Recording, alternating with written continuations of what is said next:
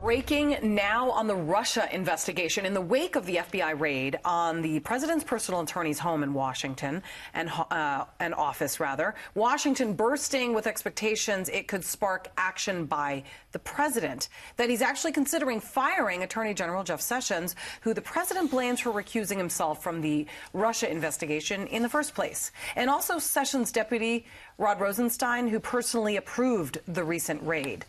Joining us now, Texas Congressman Louis Gohmert, who sits on the House Judiciary Committee.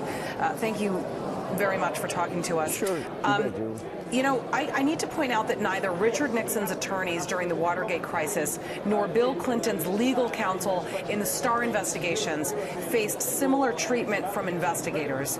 And what does it tell you that Monday's FBI raid on Michael Cohen's office, home, and hotel room is the first search of its kind targeting a president's personal lawyer in modern American history? Well, it tells you all you need to know about the kind of person Robert Mueller is. When Eric Holder in an interview recently said, no, he knows Mueller well and he's sure he'll get something on Trump, he does know Mueller. And in fact, though he was appointed by Bush, Mueller not only finished serving his term as FBI director under Obama and Eric Holder, but they extended him 2 years. I don't know of anybody else that was as crushed as I was, because I knew how much damage this man did to the FBI. I would submit he did more damage to the FBI than all the other FBI directors put together since J. Edgar Hoover. He has been a disaster.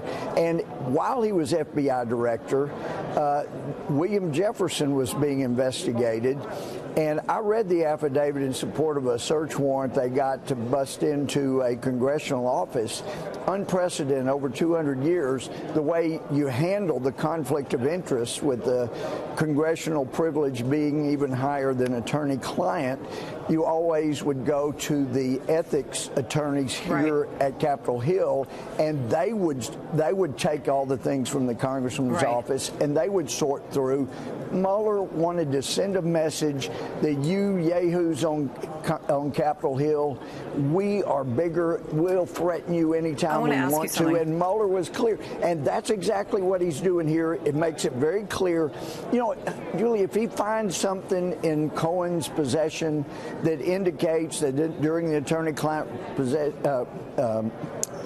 during their relationship, attorney-client privilege, yes. Yeah, I know Trump had never said this and never will, that, oh yeah, I'm guilty of sin, but say hypothetically he said that. That'd never be admissible in court. Maybe some goofy district judge might allow it, but the Supreme Court would never allow that. For the DOJ, so first of all, for the DOJ to go ahead and approve this search warrant to be executed, the SDNY, or the U.S. Attorney for the Southern District of New York, they would not go to a magistrate for a search warrant unless not only probable cause, but that they indeed had evidence. The question is then, why not subpoena that evidence? But why not subpoena that evidence? But after we saw some of the WikiLeaks stuff that the Justice Department got to get all of Verizon records, you know, the Constitution, the Fourth Amendment, it requires specificity. You've got to describe with particularity the thing to be searched, the things to be obtained. You've got to have probable cause evidence in the sworn testimony to show a crime was committed, and this is going to have evidence to show it.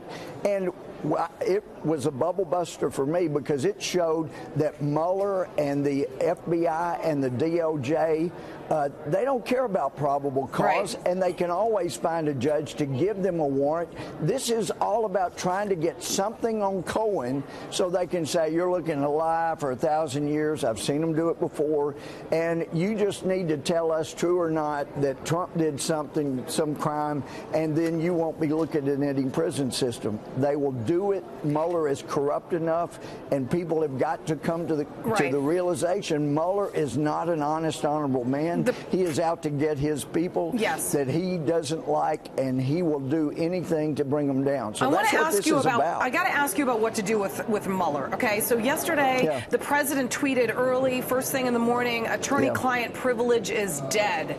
And then he went on to talk about the witch hunt, which he refers to the Russia investigation as. Okay, so then let me ask you, if there was ever a time that President Trump was going to fire Robert Mueller, the special counsel in this Russia investigation, it would be now. But there were many out there that say that would be an utter disaster if he were to do that right now.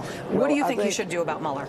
There is nobody in America that needs firing more than Mueller. He needs not only to be fired, he needs to be investigated for his part in helping the Clinton Foundation make $145 million from the sale of uranium when nobody knew more than Mueller did about the investigation, about the Russian efforts to get our uranium. He participated. He needs to be the target, not investigating. Right. And so nobody deserves to be fired more than he does. But from a political standpoint, when you got people like Lindsey Graham and other Republicans say, oh, no, if he fires Mueller, we're going to have to impeach him, he can't do it politically. So what needs to be done, all right, we have to go. We need to fire Rosenstein. He's got to go, and we need the appointment of a second counsel to investigate Comey, his leaks, Mueller, and Rosenstein. All of them need to be investigated. It's going to take a second counsel to do that. All right, and that is still possible, so we'll have to wait and see. All right, Texas Congressman Louis Gohmert, thank you very much for your time. Thank you.